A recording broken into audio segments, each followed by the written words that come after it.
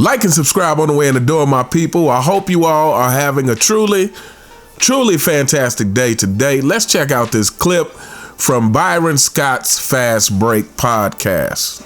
Give us a Kobe story that you might have. So, my first job out of basketball, I worked at Kickhouse 9 with Alan Massengale. Yep. We were doing about 15. Okay, so they sent me over to the Forum to interview Kobe. And I was on the visitors' locker room side. That's where they had it set up. And he was coming down the corridor, and you could feel the fucking energy. I hadn't seen him yet, never met him. This is when he was a rookie? Yeah, this is when he was just a rookie, and you could hear him say, hey, what's up? You know, yes, sir, no, Yep. sir. That's what I heard first. Yeah. Yes, Yep. ma'am, no, ma'am. Yep. Before I even saw him, he turned the corner, so it was an interview. And then I got to work out with him one time when I was in training camp, Mar Odom, those guys. He just was curious about footwork. But the one story that I would never forget about Kobe, Byron had brought me on workout with Julius Randle and Larry Nance and those guys. And Kobe wasn't practicing a lot. He wasn't. But I got a call from Gary Vitti, and he said, Kobe wants to meet with you in the gym at 9:30. Now, he wasn't practicing a lot. He was coming off of injuries and stuff, but he was playing. And I was like, what the fuck have I said? I was up all night, man. I was like, what the fuck? I lose my dog. So we get him in the gym, and he had lost some mobility, but he was still seeking knowledge, man. This was his 19th year. Yeah. This was his 19th year. And I worked out with him maybe his third year. And he was like, my dad used to get these VHSs when he was in Italy. And I saw this move, and I've been trying to do it. And it was just a simple little, pump, fake, drop step at the same time. Pump, fake, drop. It was just a little something. Because he couldn't out-quick guys anymore, so he was trying to, make it easy. And I was like, motherfucker, I done seen you do everything that I've done and everything that everybody else. What do you want? He was just seeking it, man. Yeah. And so I was like, okay, so don't run into it. I said, sometimes you gotta be an actor. Sometimes you gotta be walking through you gotta know the spot you want to get to. Just walk, say, wait for the pick. Sometimes I knew Byron was coming to set that sideline pick, and I'd be like, wait. And I knew that was coming. So we just went over a couple things, but that was the thing that 19 years, man. Still seeking. Wow. So the reason I wanted to cover this is because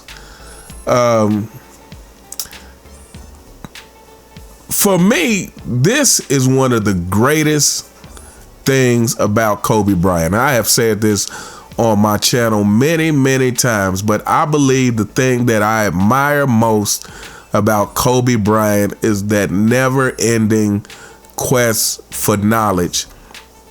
And so this story that Byron Scott tells, about having to meet Kobe in the gym at, I think he said 9:30 in the morning or something, and him not knowing what it's about. And then he gets there and it's Kobe asking him about a move he saw James Worthy do on a VHS tape that his father used to play for him.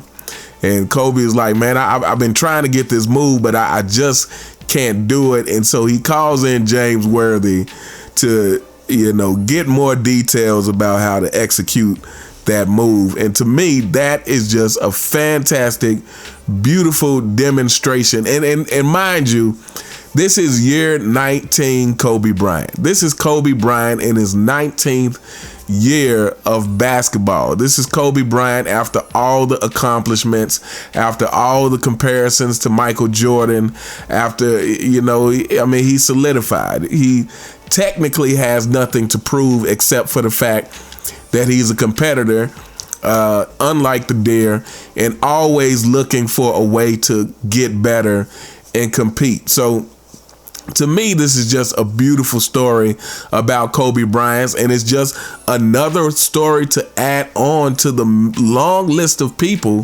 who we've heard stories about Kobe coming to them for advice, you know, from your Jerry West to your Michael Jordans to your Scottie Pippens and Gary Paytons and, you know, James Worthies, and it's the list really just goes on.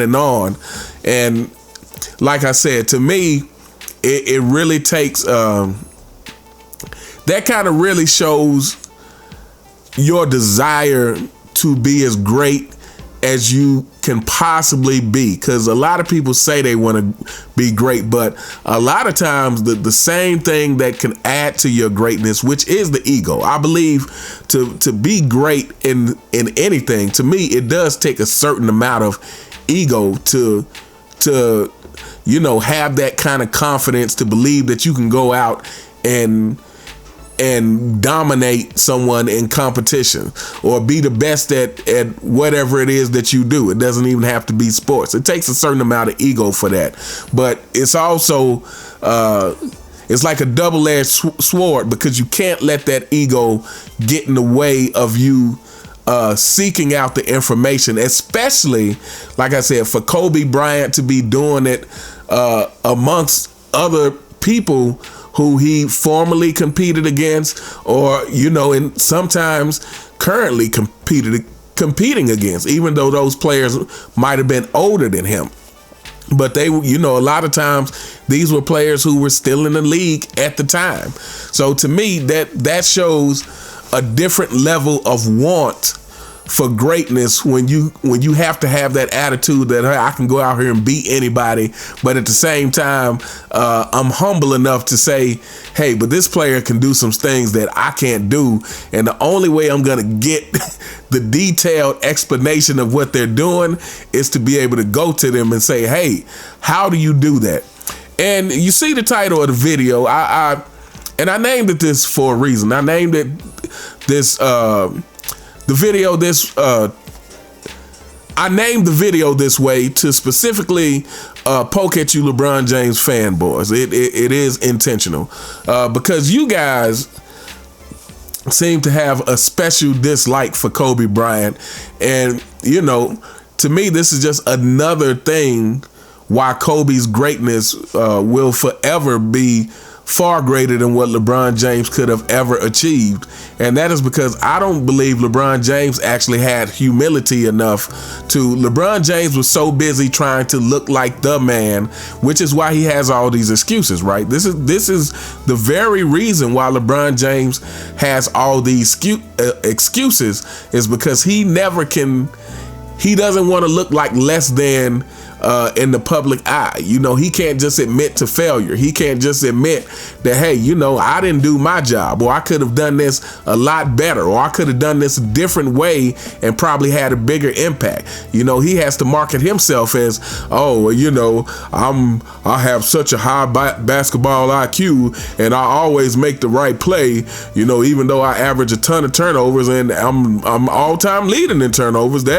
But that's irrelevant, because I always make the right play. You know, sometimes I'm just clumsy because I have no bag. He has to have all these narratives to cover up his mishaps, because he has a need to look like he never does any wrong, which is another reason why he has 6 finals losses. LeBron, and I've said this many times on this channel, is like, the stories that follow you is usually because they are true.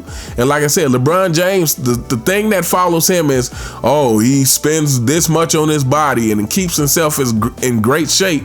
That's all well and good, but that's a different thing. It's a different thing to have that than to have the stories that follow Michael Jordan, which is the ultimate competitor. He competes hard in practice. The same thing that you hear about Kobe Bryant. You know, I heard somebody tell a story about watching Kobe practicing moves in practice, and it was like, man, he was like going full speed, like we're right in the middle of a game. Or talking about Larry Bird, who has the narratives of being a fierce competitor, because those narratives comes from his peers. This is what his peers are saying about him.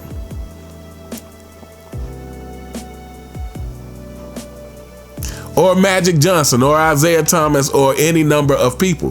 But what LeBron James' peers and media say about him is, oh, he keeps his body in shape. How hard he works at keeping his body in shape so he can keep sucking money out of the NBA year after year.